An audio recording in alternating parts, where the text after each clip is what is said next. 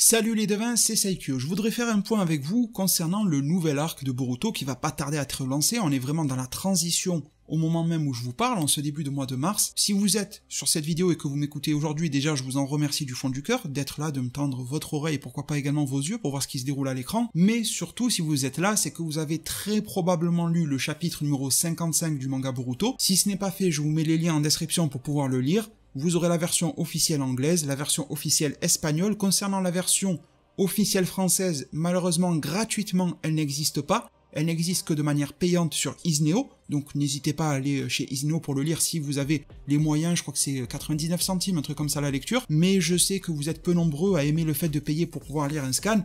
Du coup, je vous mets également le lien de mon résumé complet en français du chapitre. Vous n'aurez qu'à vous laisser porter par ma voix, je l'espère, pour connaître tout le déroulement de ce dernier si jamais vous l'avez manqué à ce jour. En tout cas, je pense que vous êtes tous plus ou moins à jour si vous êtes là et si vous avez cliqué sur la vidéo. Et j'aimerais faire alors un point sur les prochaines menaces à venir dans le nouvel arc de Boruto. C'est quelque chose qui nous a été mis sous les yeux, mais de manière plus ou moins explicite. Pour moi, les prochaines menaces sont au nombre de 3, et non pas au nombre de 1, comme on pourrait le croire vis-à-vis du dernier chapitre et tout ça. Alors pour cela, je vais me permettre de vous faire un petit rappel d'une vidéo que j'avais publiée le 24 janvier 2021. Elle a été pas mal visionnée, mais je sais que beaucoup d'entre vous sont passés à côté, dans laquelle nous avions une preview officielle du nouvel arc de Boruto à venir. On nous y annonçait d'ailleurs à peu près vers quoi tournerait le prochain arc. Comme ça, déjà, vous allez savoir de manière officielle, grâce au précédent magazine V-Jump, de quoi il en retourne dans le prochain arc. On nous disait que l'objectif initial d'Amado a été atteint, c'est-à-dire la chute de Ishiki Otsutsuki. Le réfugié, Amado, qui a demandé récemment l'asile à Konoha, vivra-t-il à Konoha en tant que scientifique? Point d'interrogation, va-t-il coopérer avec l'équipe scientifique de Konoha comme il l'a promis par le contrat? Donc c'était tout un paragraphe en fait qui tournait autour de Amado. Quelle est la prochaine étape pour Code qui surveille Jubi maintenant que Code et Jubi ont perdu Ishiki? Comment Naruto et les shinobi de Konoha vont-ils gérer cette existence qui pourrait devenir un nouveau type de menace? Donc vous voyez que cette preview, elle est sortie avant le chapitre 55 et elle est extrêmement juste. On y avait compris grâce à celle-ci, on avait pu le déterminer si vous avez vu la vidéo le 24 janvier, que Naruto ne mourrait pas. Et c'est le cas, malheureusement c'est Kurama qui est passé à la casserole. Ensuite, on y comprenait que Code allait faire un prochain mouvement important et qu'il allait perdre Ishiki. Ishiki le dit dans le chapitre 55, « Mon âme va s'éteindre dans quelques secondes ». Donc tout a disparu de Ishiki. Il n'est pas réincarné dans Code. Code n'est pas devenu une sorte de réceptacle pour Ishiki. Code, si vous voulez, avec son kama blanc, est le réceptacle de la volonté Otsutsuki, mais pas d'un Otsutsuki en particulier comme Ishiki. C'était réellement une apparition fantomatique pour lui échanger quelques derniers mots et le mettre sur la piste à Code de ce qu'il fallait faire, mais pas plus. Ishiki n'est plus. Et la preview nous l'avait dit. On nous mentionnait également le fait qu'il y avait toujours Jubi dans les parages, on l'a revu dans le chapitre 55, donc vous voyez que tout autour de Code s'est réalisé. Alors ça donne beaucoup plus de poids et de validité au premier paragraphe sur Amado. L'objectif initial d'Amado a été atteint. Si c'est l'objectif initial, ça veut dire qu'il y a un ou des objectifs suivants à l'objectif initial. Ça sous-entend qu'il y en a plusieurs que nous ne connaissions pas. La chute d'Ishiki est réalisée. Puis ensuite on nous tease, on nous demande s'il va vivre à Konoha en tant que scientifique, est-ce qu'il va coopérer avec les scientifiques de Konoha comme promis par le contrat. C'est pour cela qu'il y a une grosse fenêtre d'ouverture et que les 3 prétendants pour être les prochaines menaces de Boruto sont Code, Amado et parallèlement également Delta. Delta, pourquoi est-ce que je la mets dans le lot? Parce qu'elle est de loin liée à Code, mais surtout elle est de manière très proche liée à Amado. Donc si Amado bouge, Delta devrait bouger. Maintenant que ce point a été fait, eh bien je peux vous partager la vision globale, vraiment que j'ai des choses, c'est très préliminaire et préalable, en ce début de mois de mars 2021, vis-à-vis de comment vont bouger ces personnages-là sur le grand échiquier du monde ninja. Je pense que Code sera, tel qu'il a été amené, la menace frontale, celle que l'on va voir vraiment en gros, on ne pourra pas le rater. Là il est en train un petit peu de cogiter, il se demande comment il va faire, mais en tout cas il va pouvoir faire évoluer ses pouvoirs qui sont liés au Kama. Je pense que le Kama blanc va lui apporter des pouvoirs similaires à ceux du Kama noir, avec peut-être quelques particularités, mais en tout cas je pense que Code est aussi en train de se faire réécrire son code génétique de manière Otsutsuki, et ça serait là la distinction en fait, c'est que Code n'est pas en train de réincarner Ishiki Otsutsuki en tant que tel, mais il est en train d'incarner lui-même la volonté Otsutsuki. Donc Code, pour résumer, est en train de s'incarner, de se réincarner en un Otsutsuki, mais pas en un Otsutsuki qui existait au préalable. Si son code génétique et sa mentalité sont en train d'être réécrits, ce n'est pas par un ancien comme Omoshiki, Ishiki et compagnie, c'est plutôt de manière globale par le peuple Otsutsuki. C'est un peu comme ça qu'il faut le percevoir au travers de son Kama blanc. D'ailleurs, il est blanc tel que la pâleur des Otsutsuki. Pour cela, il est armé de Jubi et avec un objectif extrêmement précis, pouvoir devenir le nouveau dieu Otsutsuki. Alors, est-ce que c'est une divinité au sens propre du terme ou au sens figuré? Parce qu'on sait que dans Naruto, on nous a souvent parlé de divinités. D'ailleurs, les Otsutsuki étaient perçus en tant que des divinités, mais ça ne l'était pas réellement. C'est plus parce qu'ils avaient des pouvoirs qui étaient à la base de tout, de la création, de la destruction et tout ça, qu'on les assimilait à des divinités sans forcément l'être. Donc, est-ce que Code va atteindre des pouvoirs de dieu Otsutsuki, tout comme Naruto et Sasuke durant la dernière guerre ninja ont pu atteindre des pouvoirs que l'on associait aux dieux à l'époque, tels que Kaguya, tels que le Rikudo Sennin, ou est-ce que Code va réellement se forger une identité divine et des pouvoirs qui vont avec? En tout cas, il se dirige vers cela, et il y a fort à parier qu'il va être intéressé par le Jogan de Boruto. Est-ce que Code pourra éveiller le sien, ou devra-t-il voler celui de Boruto? Ça sera d'ailleurs le sujet d'une prochaine vidéo si vous le voulez bien. Possédant la volonté Otsutsuki, Code a besoin de se munir des pouvoirs de Otsutsuki qu'il n'a pas, mis à part ceux qui sont dans le Kama, mais ça prend du temps, et puis le Kama ne donne pas tous les pouvoirs d'un Otsutsuki. Il faut soit se réincarner, soit se les fournir autrement, donc ça peut être en volant le Jogan de Boruto, et comme je vous ai dit, on s'en parlera prochainement. Ça peut être aussi en nourrissant le Jubi. On sait que Code, désormais, veut utiliser Kawaki et Boruto, qui ont en eux la réinscription génétique de Ishiki et de Momoshiki, pour nourrir Jubi, et donner naissance à un nouveau fruit du chakra. D'ailleurs, on ne sait pas réellement ce qui se passerait en nourrissant Jubi de deux êtres dont la génétique a été réécrite en Otsutsuki. Est-ce que ça pourrait donner naissance au fruit du chakra suprême et donc amener Code vers le statut de dieu Otsutsuki? Est-ce que la démarche n'est pas aussi simple, entre gros guillemets, que cela? Donc voilà, je pense que vous avez compris en quoi il serait une menace frontale, et forcément, si tu te mets à toucher à Kawaki, à Boruto et j'en passe, derrière, il y a de gros piliers protecteurs, comme Naruto, comme Sasuke, comme tout Konoha qui devront lui faire face. D'ailleurs, si Code se pointe sur la Terre avec un Jubi pour l'aider dans ses plans, qui se téléporte direct là-bas avec le Jubi, les autres pays ninja n'auront pas le temps de rappliquer, ça va prendre quelques jours et tout ça pour arriver, donc Konoha sera seul, et Konoha sera seul sans Kurama, sans Kyuubi dans Naruto, et sans le Rinnegan de Sasuke. Donc là, contrairement à la précédente guerre ninja, je donne peu cher en fait du village de Konoha s'il doit faire à nouveau face à un Jubi, à un démon à 10 queues, accompagné de Code en plus. Donc le point est fait sur Code, je pense que vous voyez à peu près vers quelle direction on se dirige, en tout cas, c'est la vision que j'ai des choses, et ça n'engage que moi bien sûr. Concernant Amado, eh bien je pense qu'Amado, il faut s'en méfier plus que tout, étant donné que Amado a menti délibérément à Konoha. Maintenant c'est un fait, et en plus l'anime Boruto est récemment venu confirmer ce fait. Sur quoi a-t-il menti? Eh bien sur le fait que Code était une sorte de réceptacle raté, qu'il possédait un Kama blanc, et que forcément en éliminant Ishiki, ça serait Code qui d'une manière ou d'une autre prendrait le relais. Pourquoi est-ce que Amado n'a pas voulu apporter un détail si important? Il fallait quand même que Konoha le sache, la stratégie aurait peut-être été revue, surtout que Sasuke est déjà allé dans la dimension dans laquelle il y a Code, on aurait pu machiner pas mal de choses, on aurait pu constituer une autre équipe, peut-être pour aller tabasser Code avant qu'il ne devienne trop puissant. C'est peut-être un peu barbare dit comme ça, mais en tout cas je pense qu'on aurait pu faire quelque chose. Et en tout cas ne pas l'apprendre si tardivement, une fois que Code aura pu lancer son plan, maintenant qu'il est désormais conscient du fait qu'il est porteur de la volonté Otsutsuki. Amado a mis de côté, comme ça, comme par magie, le plus gros des détails qu'il ne fallait pas cacher, et ça il l'a fait délibérément, et on ne pourra pas me dire qu'Amado n'est pas au courant, étant donné que dans l'anime Boruto, et vous savez que l'anime Boruto est un petit peu là aussi pour venir nous expliquer ce que le manga n'explique pas, Amado a fait une analyse complète du corps de Code, et à ce stade-là de l'anime déjà, Code a déjà le Kama blanc. Personne ne pourra dire alors que Amado, en tant que si grand scientifique qu'il est passé à côté de l'information que Code était possesseur d'un Kama blanc et de cette génétique et volonté Otsutsuki. Il le savait, il l'a forcément revu d'ailleurs dans cette analyse dans l'anime, et il s'est bien permis de ne rien dire. Ce que l'on sait de Amado, c'est qu'il en voulait à tout prix à Ishiki.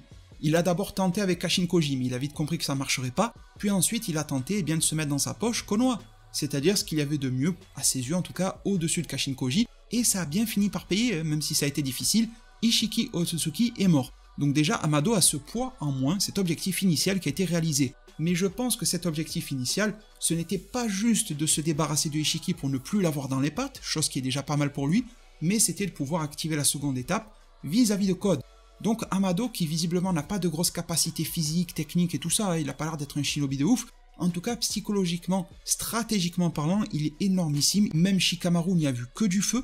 Et le second objectif alors de Amado concerne Code. Alors déjà on pourrait se dire que Amado veut déchaîner Code sur Konoha pour qu'il n'y ait plus Konoha dans ses pattes, tout comme il s'est débarrassé de Ishiki, mais également on pourrait se dire que Amado a besoin de Code pour un objectif personnel. C'est vraiment la part de flou aujourd'hui, quel est le lien Quelle est la requête qu'aurait à faire Amado auprès de Code s'il le pouvait? Qu'est-ce que Amado veut contraindre Code / le nouvel Otsutsuki en devenir qui sommeille en lui à faire? Que veut-il de lui? Bon, j'ai envie de vous dire qu'a priori, devenir un dieu Otsutsuki ou s'attribuer les pouvoirs d'une divinité Otsutsuki, ça doit intéresser Amado. Je me demande malgré tout si Amado n'est pas le genre de personnage, parce que Amado me rappelle beaucoup Revolver Ocelot de Metal Gear Solid, pour ceux qui connaissent, qui était plus qu'un agent double, bien plus que ça.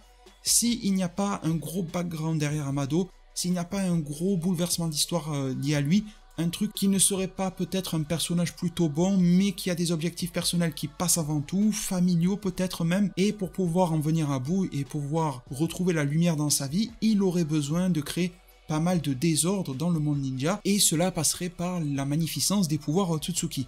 J'aimerais bien que le personnage d'Amado soit écrit comme ça et qu'il soit pas juste le connard de base, parce que je trouve que ça irait avec la grandeur de sa stratégie, le mec qui est arrivé à berner Konoha et tout, pour des objectifs qui au final seraient louables. Un peu comme Granola, si vous voulez, pour faire un parallèle dans Dragon Ball Super actuellement, on sait qu'il va se confronter à Freezer et à la Z-Team, très sûrement, en tout cas, c'est pas un spoiler, c'est ce que l'on pense tous, qu'il va se confronter à eux, car il a un besoin de vengeance, alors que pourtant la Z-Team, les héros ne sont pas méchants, ce sont leurs parents, grands-parents, tout ça qui était pourri. Donc des objectifs louables, mais qui en feront l'ennemi. J'aimerais bien, en tout cas, que Amado soit ce genre de personnage, et qu'au moment de la découverte de ses motivations, on se dise « Ouais, en fait, à sa place, j'aurais fait pareil ». Mais d'un autre côté, je comprends aussi que Konoha, Naruto, Boruto et compagnie se mettent en opposition face à lui, parce que les dégâts qu'il va réaliser pour atteindre ses objectifs personnels sont beaucoup trop lourds. Et ces multiples rôles que joue Amado, et que nous avons déjà démasqués, on les a encore revus être mis sur le devant de la scène dans le chapitre 55, outre le fait que Amado a caché la réalité sur Code. Derrière en plus, il se pose des questions au sujet de Kawaki, donc il a l'air également aussi intéressant par rapport à son plan. D'ailleurs, je sais qu'il y a pas mal de théories qui tournent, je ne sais pas qui l'a lancé en premier, mais vous avez été nombreux à me la partager, concernant le fait que Amado pourrait être en train de travailler scientifiquement sur une espèce de Kama, mais qui soit en fait scientifique, technologique, donc pour pouvoir se réincarner lui-même, ou créer une sorte de Otsutsuki artificiel, ce qui pourrait tendre d'ailleurs vers l'objectif de divinité Otsutsuki. Est-ce qu'il pourrait en créer une scientifiquement de divinité Otsutsuki? Ça peut aller loin dans Boruto clairement, mais aussi on l'a constaté ce multiple rôle lorsque Sumire, et oui, qui l'aurait cru, le personnage de Sumire s'est mis à dévisager et à se questionner à propos du personnage de Amado dans le même chapitre 55. D'ailleurs elle l'a fait à 2 reprises, et si l'on se fie à ce qu'a fait Sumire dans l'anime Boruto, elle est quand même assez bien placée pour reconnaître quelqu'un et avoir des doutes vis-à-vis de quelqu'un qui joue un double, un triple, voire même un quadruple rôle. C'était tout le cœur de l'arc autour de Sumire et du Noué, c'était le fait que Sumire était très douce, voire même naïve de premier abord, pour se révéler être en fait une grande combattante qui a tenu contre Mitsuki et compagnie, armée en plus de son Noué et d'objectifs qu'elle avait cachés à absolument tout le monde et qui ont choqué tout le monde. Alors je vais parodier un petit peu, mais qui de mieux qu'une traîtresse pour reconnaître un traître? Vous voyez, d'une certaine manière, même si Sumire n'est plus à considérer dans la case des traîtres. Saupoudrer en plus tout cela avec le fait que dans le chapitre 55, on a vu à 1 voire même 2 reprises Amado en train de se tenir le menton et de réfléchir énormément. Il était presque déconnecté de la situation dans laquelle Shikamaru disait on va accueillir Naruto et tout ça. Amado est sorti de son rôle double en fait, il est redevenu le Amado le vrai quoi, et s'est mis à réfléchir fortement sur les prochaines étapes.